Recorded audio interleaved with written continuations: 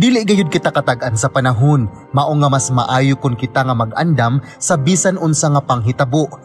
Mao kini ang napamatud-an ni Domingo Pahayak, 49 anyos, usa ka mag-uuma og Barangay Animal Health Aid sa Barangay Mangga, Alcantara.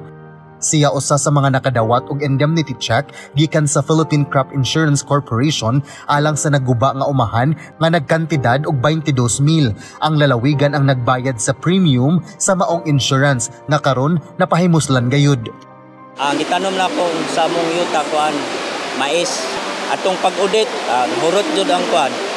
Hasta among ang mais na kuan. Gamay ra kay mi na harvest jud ato. Itong pagbagyo na yung audit. Wala gid may source of income ato. Amo na lang tong kuan among mais nga sobrang gamay kay pagaling ra siya. Way mo gi suportar og kaon.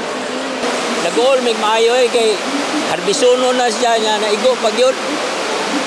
Wa may magdahom ato ba nga mainato sa siya. Tanggong among panginabuhi. Paabot na lang na hinabang.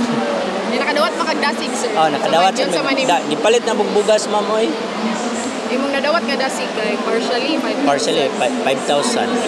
Ako, nagpasalamat tigdak ko sa insurance na bisan sa kalisod, nakadawat yapon mi. Salamat yun migdak ko nga naripanan sa danamong gasto. Sa kinatibuk-an, kapin 3,300 ka mga mag-uuma sa tibuok probinsya sa Subo ang nakadawat na ug makadawat pa og cheque isip insurance sa nadaot nila nga umahan. John Fredson Granada, Balita sa Subo.